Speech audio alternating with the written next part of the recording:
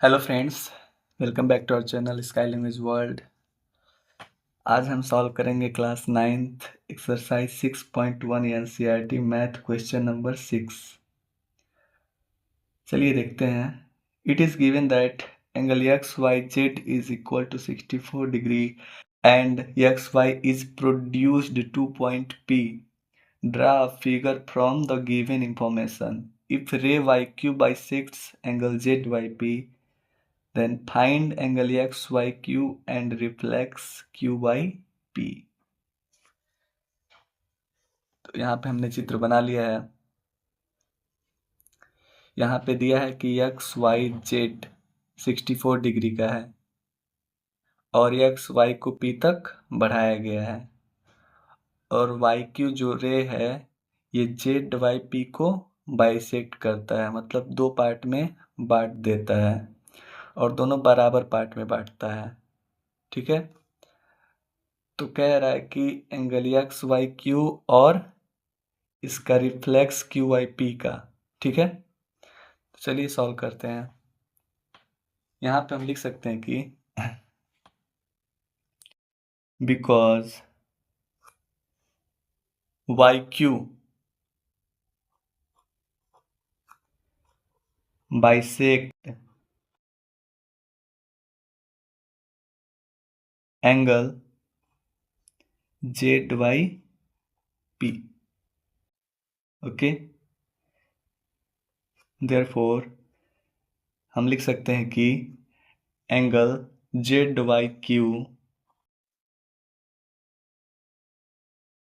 Is equal to angle Q I P.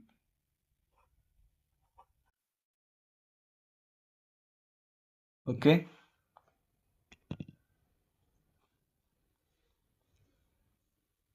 अब हम जानते हैं कि एक स्ट्रेट लाइन पर 180 अंश का कोण बनता है, तो यहाँ से हम लिख सकते हैं कि एंगल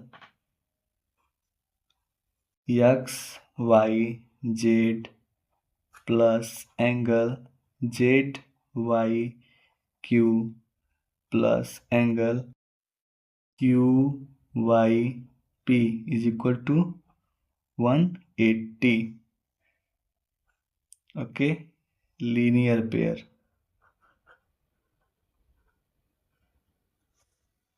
ओके फ्रेंड्स,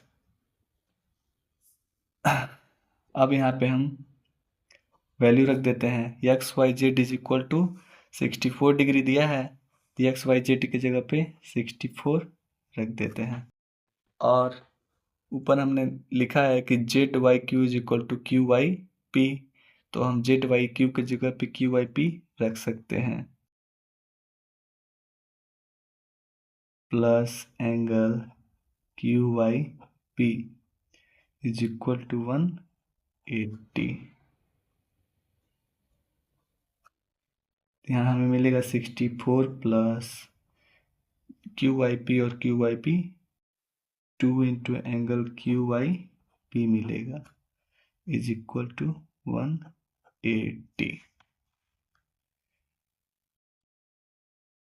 अब यहाँ से 64 जो है वो राइट साइड ट्रांसफॉर्म हो जाएगा, तो हमें मिलेगा 2 into angle Q Y P is equal to 180 plus 64 इधर आएगा तो -64। ओके, तो हमें मिलेगा angle Q Y P is equal to, यहाँ पे हमें मिलेगा 116/2। ये कट कर हमें मिलेगा 58। तो एंगल क्यू आई पी बराबर हमें मिला 58 और क्यू आई पी और जेड वाई पी दोनों आपस में बराबर है, तो हम लिख सकते हैं कि एंगल क्यू वाई पी बराबर एंगल जेड वाई पी बराबर 58, मतलब दोनों 58 है। अब चलिए चित्र में देखते हैं। हमसे पूछा है कि एंगल एक्स वाई क्यू, तो यहाँ पे ध्यान से देखिए एक्स वाई क्यू दो एंगल से मिलकर बना है। कौन कौन से? एंगल एक्स वाई जेड और जेड वाई क्यू। ठीक है, इसका मतलब एंगल एक्स वाई जेड और जेड वाई क्यू को जोड़कर एंगल एक्स वाई क्यू बना है। तो हम लिख सकते हैं कि यहाँ पे angle X Y Q is equal to angle X Y Z plus angle Z Y Q. Okay friend, यहाँ पे जेड वाई क्यू है, सॉरी, ठीक है। तो यहाँ से हमें मिलेगा कि angle X Y Q is equal to X Y Z कितना है 64 है और जेड वाई पी 58 हमने निकाला है। तो यहाँ से हमें मिल जाएगा angle X Y Q is equal to, इसको ऐड कर देंगे तो हमें मिल जाएगा 122 डिग्री। ओके फ्रेंड्स, अब चित्र में देखते हैं। हमसे पूछा है कि क्यू वाई पी का reflex, angle Q Y P का रिफ्लेक्स, और एंगल क्यू वाई पी हमें कितना मिला था 58 और जेड वाई क्यू भी 58 हमें मिला था। तो जिस भी एंगल का रिफ्लेक्स पूछता है उस एंगल को हम 360 में से माइनस कर देते हैं, ठीक है, क्योंकि जो रिफ्लेक्स एंगल होता है वो 180 से एबव होता है और 360 से लेस होता है, ठीक है। तो यहाँ पे हम लिखेंगे कि now angle Q Y P reflex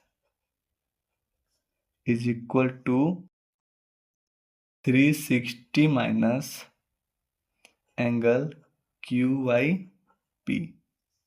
okay friends, तो हमें यहाँ पे मिलेगा 360 माइनस 58, तो यहाँ पे हमें मिलेगा 302 डिग्री। ये हमारा आंसर होगा।